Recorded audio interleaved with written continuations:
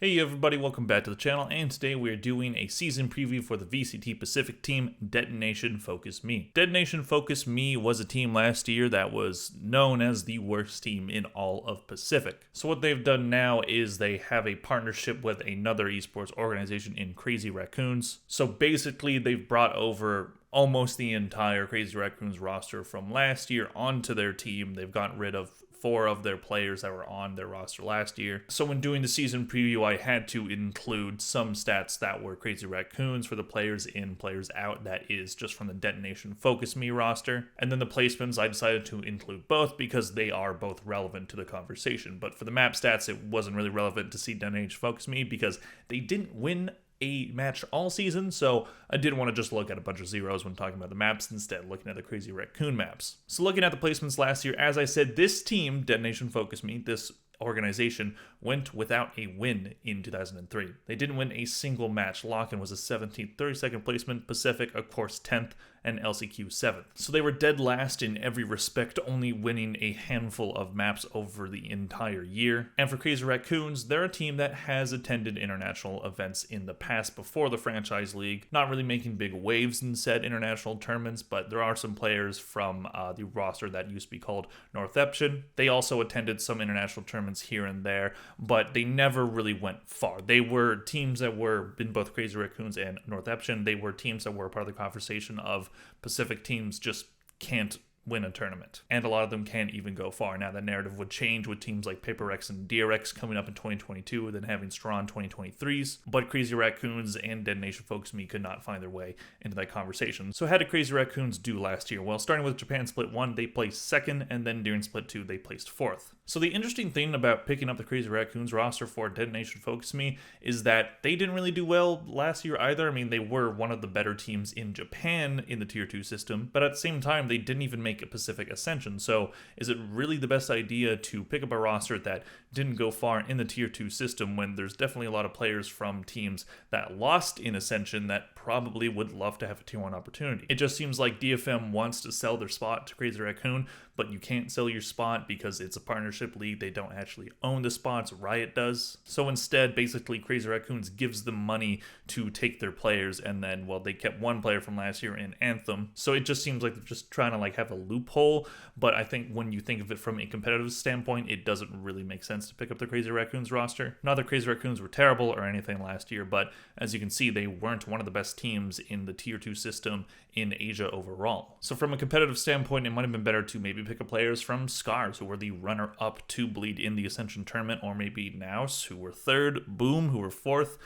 There were other options that they have, but this seems like a very money-driven decision. So players out again from the DFM roster last year: Soldum, Rita, Take, I hope I'm saying that right, and Exenfree. Players in include Mai, Neth, Papagachi, Medusa, and Seize, who is their sub. So Seize is the only one that wasn't from the Crazy Raccoons roster. All 4 of those previous players were from that roster. Championships won by the Org R0, and then the 2023 MVP. I chose Anthem. I mean, you can't really choose an MVP for a team that went winless, but Anthem did have not horrific stats. Speaking of those stats, the 2023 stats for all these players, starting with Anthem, he had 311 kills, 353 deaths, 156 assists for key ratio of 0.88. He played Killjoy, Sky, Breach, Sova, and Fade. So we'll see if Anthem can have a bounce back year with a roster that on paper should at least be a little bit better than the team they had last year. Being the only player that stayed on the org, there is probably going to be some expectations that he improves his play, because if he doesn't, he'll probably find himself out of a job at the Tier 1 level next year. Moving on to May, he had 833 kills, 697 deaths, 120 assists for key ratio of 1.19. This, of course, was on the Crazy Raccoons roster, so the Tier 2 system in Japan is where all these stats were from. He played Jet, Neon, Sky, and Phoenix. So he was the duelist player for Crazy Raccoons last year. He didn't have a bad year. 1.19 is very impressive, and he probably will stay on that role. So we'll see how he stacks up against other duelists in the Pacific, but I don't know if I see his chances as that good. Moving on to Medusa, who is the latest addition to this roster, just being officially signed to this roster as of February 5th. He had 713 kills, 675 deaths, 199 assists for key ratio of 1.05. Decent stats for a Sentinel, but nothing too super impressive. So I do question whether or not some of these players are going to be ready for a Tier 1 matchup. Moving on to Neth, he had 691 kills, 655 deaths, 442 assists for key ratio of 1.05. So maybe he sticks on the initiator role a bit more and maybe diversifies which characters he plays, and he was decent on that initiator role last year. He has played a little bit of Viper in the offseason, but they haven't even won in the offseason. That's how bad this team has been. They went winless for the entire 2023. It was insane. So we'll see if that sticks, or maybe he mainly sticks with the initiator role, but Papagachi is also a player that does that. Speaking of him, 683 kills, 653 deaths, 348 assists for key ratio of 1.04. He played Sova, Fade, Sky, and Cypher. I put Sova twice there. I'm not going to change it because I don't feel like it. So similar stats to Neth on that initiator role. We might see Neth playing Smokes, as that seems to be what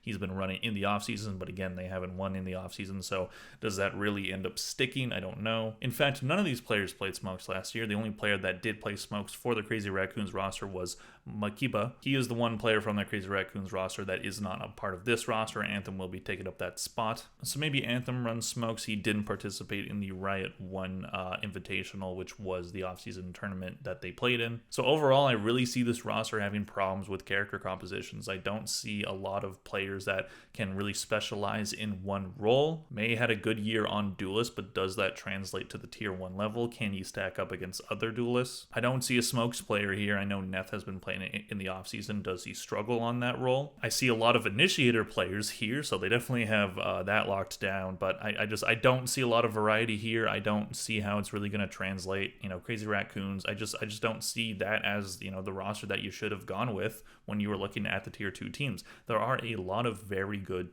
tier 2 teams that had players last year that would probably love a tier 1 opportunity, but instead they went with probably the most money, and they got Crazy Raccoons to give them their roster.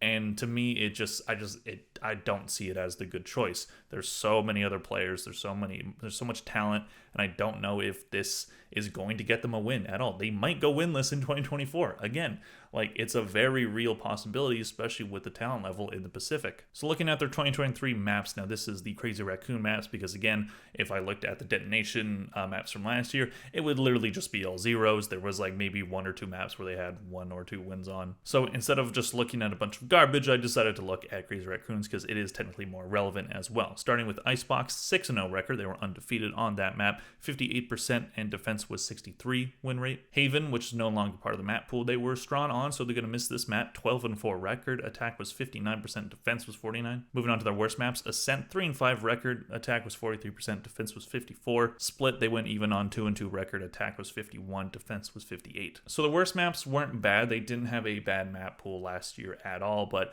does that improve or does it get even better at a tier 1 level against teams like Paper X, against teams like DRX? I don't see that happening. I definitely see their map pool this year being better than the DFM one of last year, but that's literally going from complete garbage to maybe okay. And I just think the only goal for this team for this year should just be get a win. I don't think they're going to qualify for an international. I don't think they're going to make huge splashes in the Pacific League. I think the best that this team can hope for is upsetting some team that is pushing for a playoff spot, but I don't know if I see this team really being a force to be reckoned with at all, which is unfortunate because I want every team to at least have a chance at being really good. And, anything can happen, especially in Valorant, but can it happen to this team? Can this team end up finding a way to actually be good? I personally don't see it, but if you have a different opinion, let me know in the comment section down below. Do you think this team is going to get a win? Because I think that should be their goal, as I said. Or do you think they're going to have a very similar year to 2023? Please click like if you enjoyed the video. Thank you all for watching. I'll see you guys in the next one. Bye.